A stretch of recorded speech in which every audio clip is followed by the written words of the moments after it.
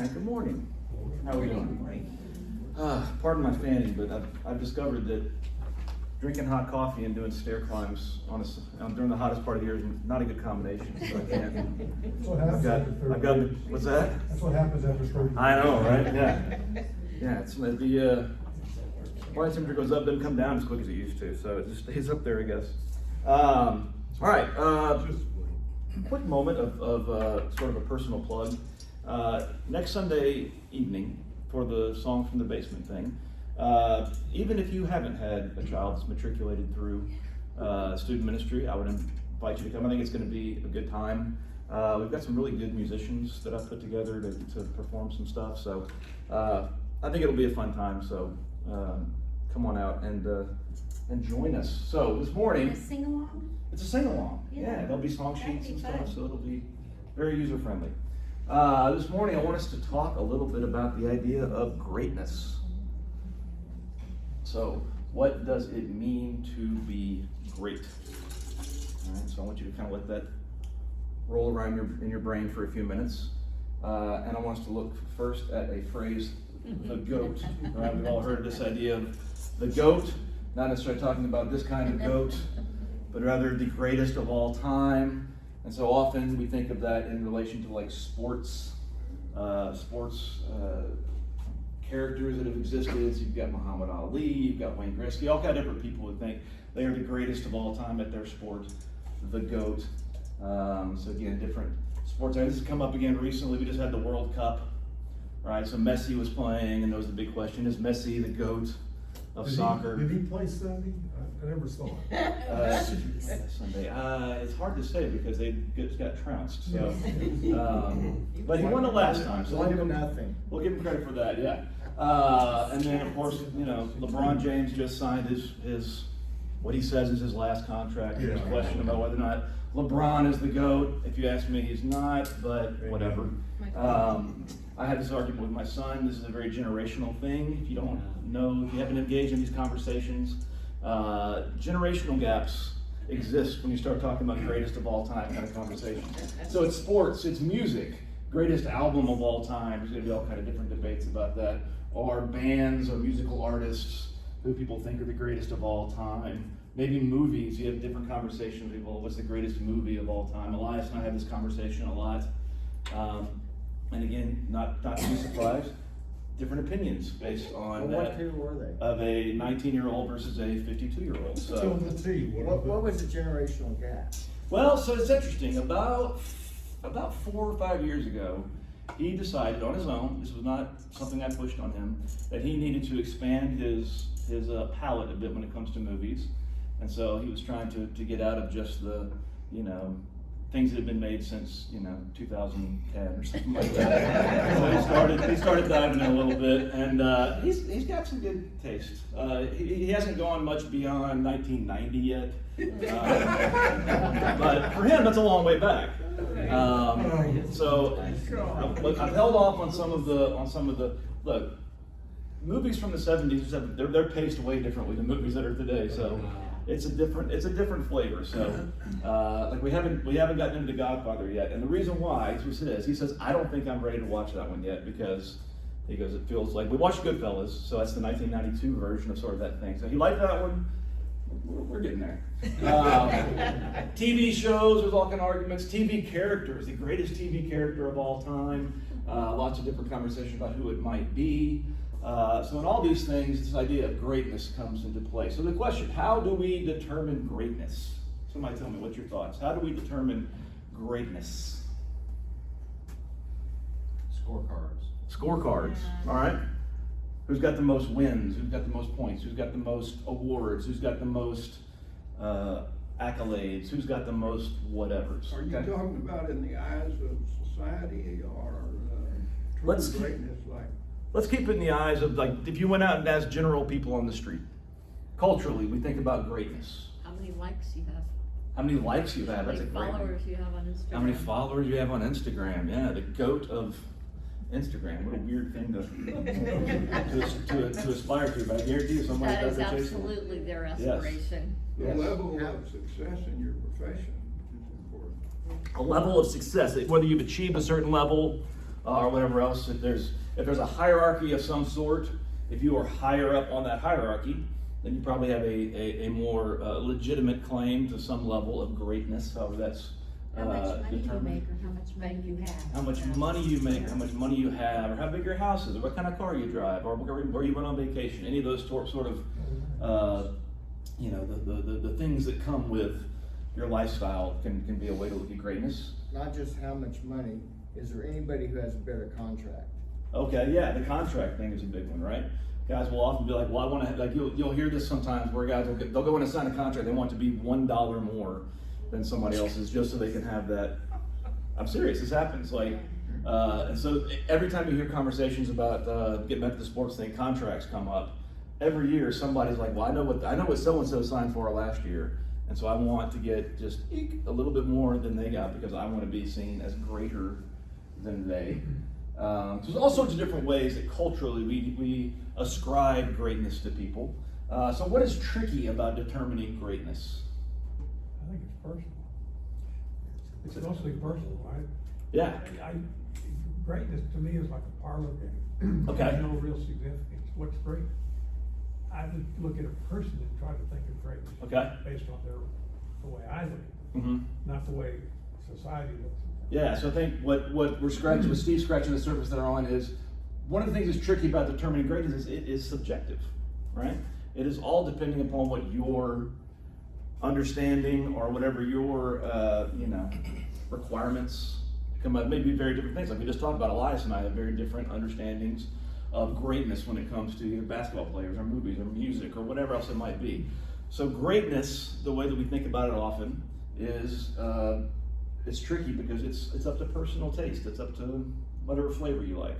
There are a lot of objective criteria too, and for example, presidents, greatness is determined by what they achieved, the programs they got through Congress, Sure. their reputation. Mm-hmm. And I wanna mention reputation, that's something you can't buy. Nope. You try though. Whatever else I've done, Mm-hmm. I think people know I'm a good lawyer, and Sure.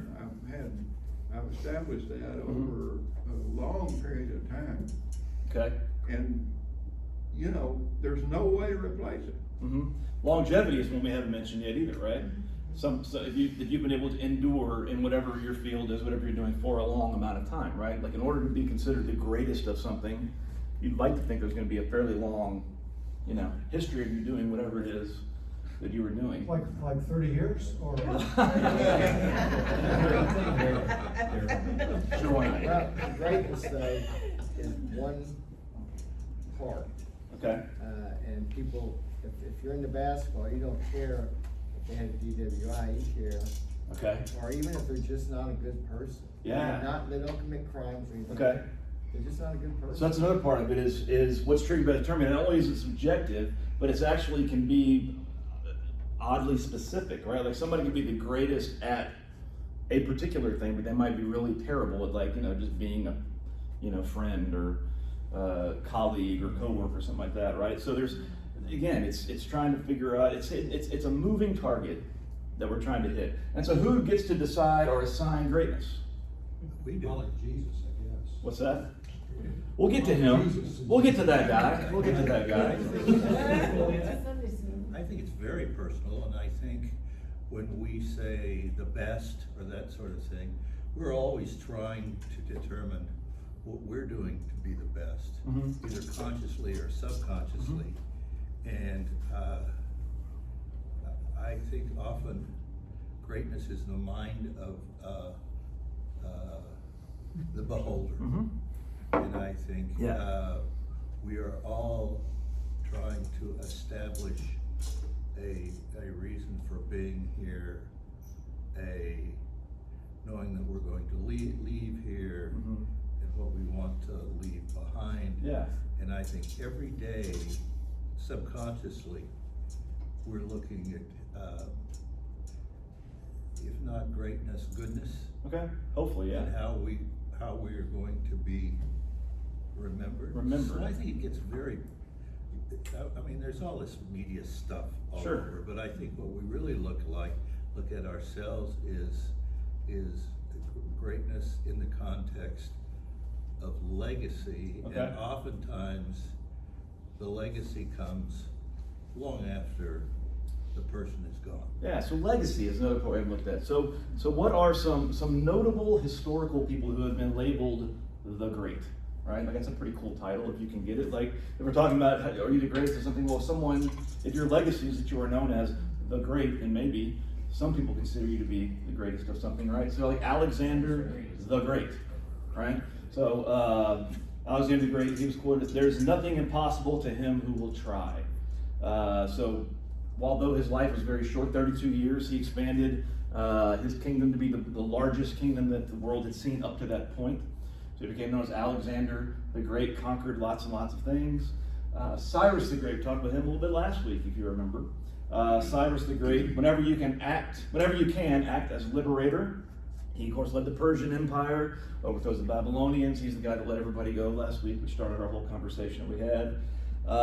Genghis Khan, not exactly labeled the Great, but the title can sort of be translated as the Great or Great One. His great quote was, "I'm the punishment of God." Wow, that's a bold statement to make.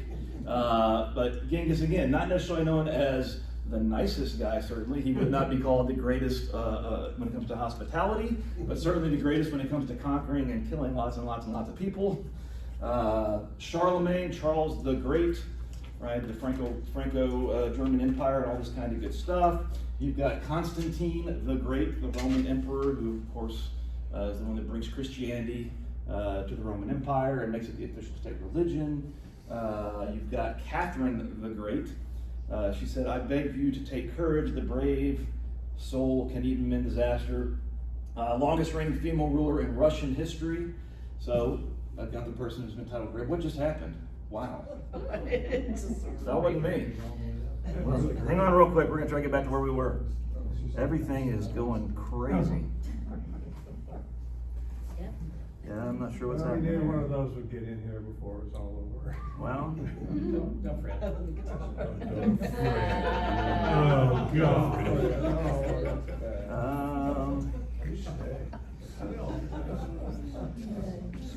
I'll give me 1 second. We're going to try to reboot real quick. You need IT to We need come something. in, you know. Possibly. Let's I see. think AI is trying to tell us it's the great. It might be. The good news is we can have this conversation without all the other bells and whistles, but well, It's more fun. It's more fun with bells. You'll remember I agree with that you. If you have to struggle with it. right, I tell you what. There's gotta be a donut We're just gonna do a quick reboot of the entire computer. So talk amongst yourselves for a moment. We'll be all right. Are you gonna give us a subject? Yeah. So keep talking about great. Other ones that are gonna come up: Alfred the Great, Frederick the Great. Another one. great.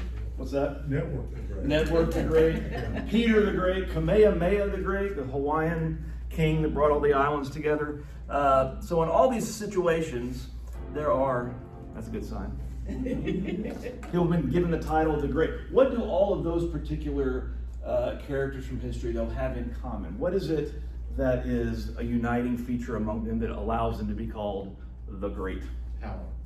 Power. Yes. Notoriety. Notoriety, fame, leadership. But what about the greatest? I am the greatest. I am the greatest. Muhammad Ali. Muhammad Ali. Yeah, boom. All right, let's see if we can regain some control here. So yeah, all those people, the thing they have in common is they are given the title great because of power, from a very earthly kind of way of looking at power, right? This is wild. It's important sometimes to get a reminder that technology is not going to save us, y'all.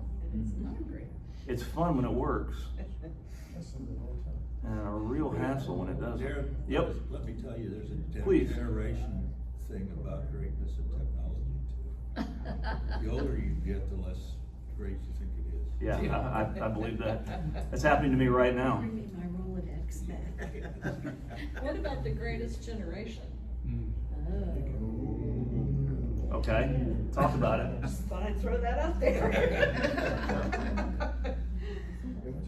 Well, that's a different kind of thing, because it's talking about not an individual, it's talking about a community. Mhm. And a Well- corporate, the people coming together, sacrificing, that's what we think of. Yeah, a collection of people. Yeah, When they overcame great hurdles. yes. They did indeed. We were talking last night about, the military and military leadership as far as presidents, and which one had been in the military. And we went back to FDR.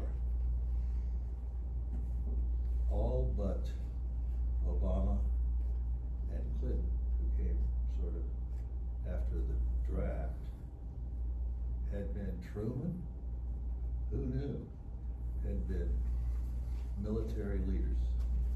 Oh, I remember. All right. I thought that was, FDR now? yes.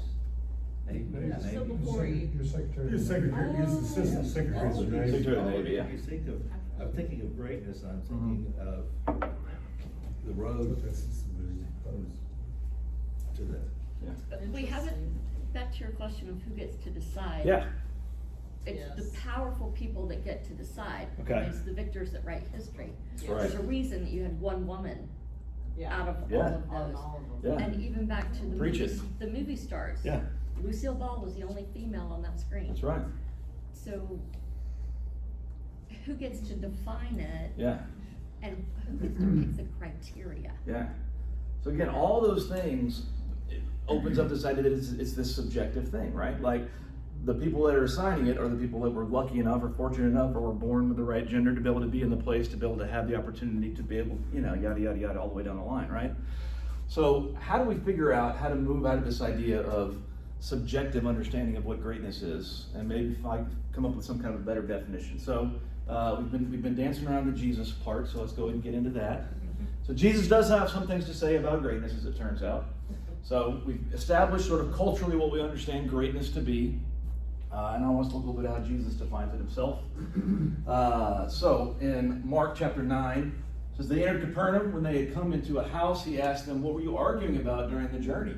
They didn't respond, since on the way they had been debating with each other about who was the greatest. He sat down, called the 12 to him, and said, whoever wants to be first must be least of all and the servant of all. Jesus reached for a little child, placed him among the 12, and embraced him. Then he said, whoever welcomes one of these children in my name welcomes me.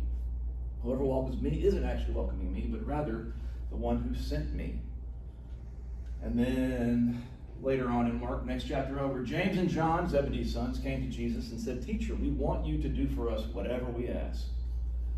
What do you want me to do for you? He asked. They said, allow one of us to sit on your right and the other on your left when you enter your glory. So Jesus replied, you do not know what you are asking. Can you drink the cup I receive or the baptism I receive? We can, they answered. Jesus said, you will drink the cup I drink and receive this baptism I receive, but to sit at my right and my left hand is not mine to give. It belongs to those for whom it has been prepared. Now when the other 10 disciples heard about this, they became angry with James and John. Jesus called them over and said, you know that the ones who are considered the rulers by the Gentiles show off their authority over them, and their high-ranking officials order them around. But that's not the way it will be with you. Whoever wants to be great among you will be your servant. Whoever wants to be first among you will be the slave of all. For the Son of Man didn't come to be served, but rather to serve and to give his life to liberate many people. All right. So when we think about the idea of greatness, we've all talked about, we spent the first part talking about how we consider culturally what it means to be great. So how is Jesus' definition of greatness different from the earlier examples we talked about? In every single way. In every single way, yeah, right? He's here to liberate people. Liberate people. I can think of two people who are not called great, but they were among the greatest abolitionists. Okay, Harriet Tubman. Harriet Tubman, And Frederick Douglass. Frederick Douglass, right. And he made 3 trips to the UK, Mhm. 2 before the Civil War, 1 after. Mm-hmm. And wherever he spoke, churches or halls, he would fill the place up with people anxious Yeah. to hear what he had to say. Yeah. But for whatever reason, Frederick Douglass does not have the title Frederick the Great. No. That one went to somebody else. That was already a Frederick, right? And we don't talk about Harriet the Great. all of our examples, though, didn't consider humility, and Jesus, you could boil down what he said, humility, you gotta be ready to take the last place in line. Yep. You gotta be able to be self-serving, get yourself, or not self-serving. Yeah. I have this vision that when we get to heaven, there's gonna be a table for those considered to be great. We're gonna recognize a lot of faces, but we'll be very surprised to see who's at that table. Maybe so, yeah. I think Jesus was saying there and throughout is, how are you affecting everyone around you? Okay. Yeah. So how are you affecting everyone around you, right? So to take that and run with it a little bit, greatness, the people we talked about before that were considered the great or the greatest, they definitely affect people. So it's maybe not, it's not if you affect people, maybe it's more about how it is that you're affecting people, right? And so there's one word that Jesus kind of leaned on over and over again in that statement, and it was the idea of servanthood, right? So everything we talked about before with greatness, the way culturally we define greatness, it has to do with, we said, power, prestige, influence, all these types of things that we consider the avenue towards greatness. And Jesus kind of takes the whole thing and turns it over on its head and said, actually, greatness is about servanthood. Very different way of understanding it, right? So everybody's familiar with our Star Wars, right? We all like our Star Wars. So the youth, as we've been doing this past few years, they always grab one Star word that's for the entire youth group. And this year, the word was servanthood. Oh, that's cool. And so Word. I know. Strong word. Said Star Wars. Star Wars. I didn't see Star it Wars. first. Alliance thinks so. Let's see, those around Alliance. What's that? Like when they hand Star out- word, the Epiphany, when everybody comes down and grabs their Star word out of the basket. Okay. Yeah, the thing It's that that Tim. Louisiana thing he's got. No. This was a Tim thing. So Tim started this. Tim. Yes. But if you remember, on Epiphany Sunday, everybody comes down to the front and they grab their Star word, which is supposed to be your word that is just sort of, that you carry with you into the year and to help you sort of guide and think through the year. So the youth one this year was servanthood. So we started to say, what does servanthood even mean, right? So first thing you do is always go to look at the dictionary. And servanthood, the state or condition of being a servant. You're like, that's real helpful. I always love when the dictionaries do that. I think a lawyer wrote that. Well, it must have, right? So it's like, let's dig a little bit more. And so you've got this idea, to serve or perform duties for others, often in a subordinate role, or for the benefit emphasizing a voluntary willingness to help, work, or attend to another's needs, contrasting with the idea of slave bondage, right? So it's not anything that you are forced into. So servanthood looks like many different things: to serve others, the idea of being a subordinate helper, the idea that it's voluntary, and it can be different in different kind of contexts. But the two things that jump out are the idea of subordinate and voluntary. So in order to have the idea of servanthood, you have to be willing to see yourself as not the one on top, right? To subordinate yourself to someone means that you are underneath somebody else's either authority, or you just put their needs above your own. I'm gonna take whatever I desire, want, need, and make it secondary to whatever somebody else wants, desires, or needs. And the second part of that is it is a voluntary act. It's something you have to choose to enter into, right? Servanthood, if servanthood is forced upon you, it is no longer servanthood, because it is some kind of thing you are bound to, and that's not exactly the same thing. So if you think about Jesus' understanding of what greatness looks like in servanthood, I want us to look at another time when Jesus talked about things that are important, right? So how important was servanthood to Jesus, I guess, is the way to think about it.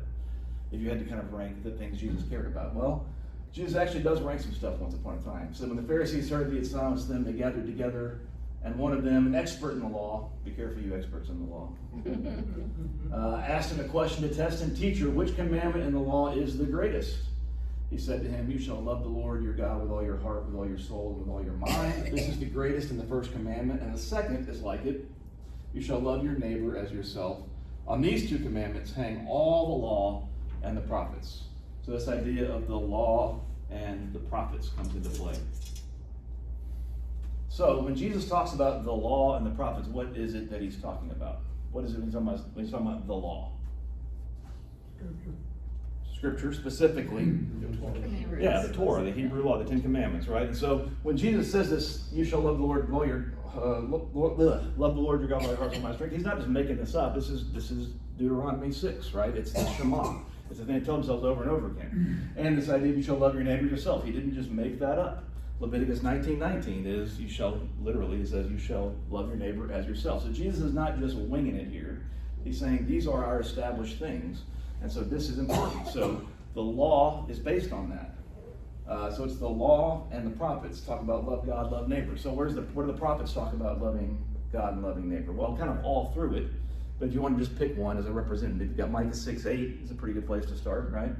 O mortal, what is it that the Lord requires of you but to love justice, to do mercy, and walk humbly with God? So when Jesus says the most important things are these two things, to love God and to love neighbor. And upon this, all the law and the prophets are built. That's a huge statement Jesus is making. Basically what he's saying is, because by this point, when Jesus is around, the law has bloated. I mean, there are laws for everything. You name it, there's a law for it, what you can and can't do, and all the kind of stuff. So Jesus, they come to him and they say, distill it down for us. Give us the Cliff Notes answer. What do we got to do? And he's like, love God and love people. And he kind of, it's a mic drop moment. Jesus walks in and he says, if you can do those two things, then you're on the right path. Problem is, it's not very easy to do all the time, right? And there's also this whole tricky thing that in order to do one right, you have to be doing the other right. So they actually work together. They're not actually two separate things, if you think about it. If you're loving God, then by definition, you are loving your neighbor. And if you are loving your neighbor, then you are loving God. You can't have one without the other. You can't say, I love God, and not love your neighbor. This is where the prophets were always poking at the people. They're like, yeah, I hear you saying you love God and you're doing all this stuff, but look at the way you're treating people. It's got to be a both and. So for Jesus, what it breaks down to is the idea, hang on real quick, sorry. Give me half a second. This is the big moment here, we got to have this.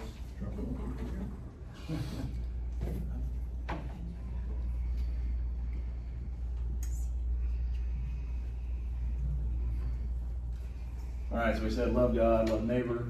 It all comes down to the idea of love. And so I would like to make the argument today that we can not substitute, but also understand that word also to mean we serve people. This is all going screwy. Serve people, right? So love God, love neighbor, that means we serve people. So let's go back again to this idea of Jesus talking about what does it mean to be great? In order to be great, it means that we serve people. So how important was it to Jesus that we actually take that idea seriously? Serious enough to where he basically said, if you need to hear anything else from me, it's that we serve. We serve God, we serve others, we love God, we love others. This is what greatness is all about, which is why it becomes so infuriating when a phrase like, make America great again, has been taken and adopted by all sorts of people who claim to be Christians in our country. Here's the thing, the idea, make America great again, it all depends on how you define that great, right? Like if we can get, as Christians, if we can get on board with saying greatness is what Jesus talked about greatness being, serving others, caring for others, loving each other, then absolutely, let's make America great again. We need that. But if you're understanding greatness is the first half of the conversation we had, where it's all about power and domination and all these types of things, this is where the problem comes in. It's a basic misunderstanding of what does it mean to be great. So as people who are followers of Jesus, our role is to go out and say, there's nothing wrong with wanting to be great. Let's go be great, provided that we have a proper understanding of what it means to be great. Greatness for Jesus has nothing to do with status or power or popularity or prestige or money or skill or ability or any of the things that we label of what it means to be great. For Jesus, it came down to a very, very simple thing. Are you serving others? Are you caring for people? Are you loving God and loving neighbor? That's a greatness I can kind of get behind and help us move forward. So last week we talked about unmet expectations. And I left us with sort of this idea of how do we as Wilshire Baptist Church, moving into the next hopefully 75 years of our existence, how do we decide what success is going to look like, or how do we decide what greatness is going to look like for us in the next 75 years? And I would love for us to be able to put that as forward as sort of our thing. Are we being servants to others? Are we caring for others? You know, it's really easy for churches to get caught up in all the same, misunderstand what it means to be great. What does it mean for Wilshire to be great in the next 75 years? Well, what if we doubled our congregation? What if we gave more to, you know, we grew our budget, we built new buildings, we did all this kind of stuff. Does that make us great? No. For some people, yeah, and depending upon how you want to determine what greatness is. But wouldn't it be great if our understanding of what it means for us to be great in the next 75 years is that we just went out and served people? We went out and made sure that people know that for us, loving God and loving our neighbor is really all that matters and all that we care about. And if we can do that, whether anybody else calls us great or not doesn't really matter, because it seems to me that this is the call that Jesus put forth for us. So let's go out and be great. Just make sure it's the right kind of great. Yeah. Speaking of great, I Yeah. want to share the great Martin Luther King Jr. quote. Everybody can be great because anybody can serve. Yep. You don't have to have a college degree to serve. You don't have to make your subject and verb agree to serve. You only need a heart full of grace, a soldier ready to fight love. Mm-hmm. Well, this is a practical point, but as y'all know, we came here from Cliff Temple, and they have a ministry there to the poor that's been going on for, 30, 40 years. Yeah. And to my knowledge, Wilshire does not have like a church pantry, do they? We do. It's not anything close to what they have over at Cliff Temple. Mission Oak Cliff has gotten to the Oh, point yeah. where it's really, really a great ministry. I'd like to see us form one now. I don't know whether the leaders have discussed this, whether it's been We kicked support around. two that are really, really Yeah. good in our neighborhood though. Yeah. That's the kicker. That's the We don't difference. house them here, but Yep. we very actively, financially and volunteer. What are they? White Rock Center, Pope and Wilkinson Center, Mhm. both over on. Yeah, I know Wilkinson And, Center. Yeah. White Rock's over on Garland Road at Yeah. Navy. So, I mean, we do that Mhm. work, but we've kind of chosen to channel it through existing Yep. organizations that are already doing the work Mhm. in the community, rather than reinventing it here. Yep. And who know how to do it better. Yep. Yeah, that's And they're out in neighborhoods where people can reach the people who need the help, can reach them instead of coming over here to East Dallas. Yeah. We got an email from Abby, what, a week ago? That had all the mission advocacy things that Mhm. we're doing. That'd be great to look over, to kind of Mhm. get acclimated to what all Wilshire's doing. Yeah. And we don't always see it because it's not on our campus. Mhm. Yeah. It's also one of those kind of fun things too, right? Where like, part of the idea of if we're truly being great, according to the way the Jesus standard of being great, then there's a greater than zero chance people aren't gonna know about it either, right? It's not gonna be a thing you achieve. If the whole point of being great is not to achieve notoriety, then there's always that weird balance you've got to strike too, right? Between doing this for reasons that aren't necessarily going to be known by anybody other than the people that you're being great to. So, other thoughts, other pushbacks, wonderings, whatever else you got? To that point too, there's a lot of some of the greatest greatness is very quiet greatness. Yeah. It's not something that's in the bulletin, it's not something we talk about in the front of the church. It's, there's a lot of greatness going on in this room Mm-hmm. that is small, unacknowledged greatness, but at the same time, I think it's the community of greatness that outside of the organizational greatness that really makes a church great. Yeah. Cool.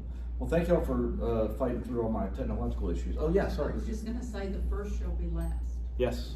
Yeah. First shall be We were last. trying to teach that to our kids when they were trying to sit shotgun. Yeah.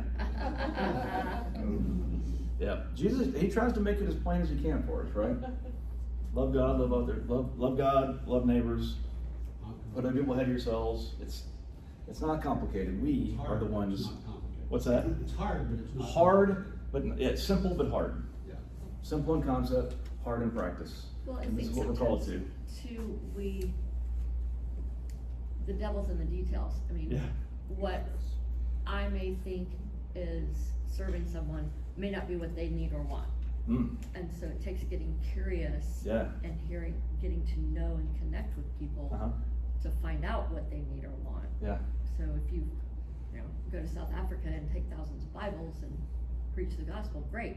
But what they really need is clean drinking water. Yeah. So let's go build a well. Yeah. So again, there's that idea of subordinate, right? Right. The idea of my understanding of is doesn't matter. Right. What I think doesn't really matter here. What I need is what I'm willing to take all my high-mindedness, all my, hey, I know what you really need, and kind of put that to the side and go, what if I just decide to lower everything that I think about myself and come and say, what do you actually need, right? And these are important questions, whether you go to Africa or whether you go to Mockingbird Elementary, right? Like, what are the things that you need versus what are the things that we want to give you? So these are all important, visioning and strategic conversations we can have about the future of Bolster as well.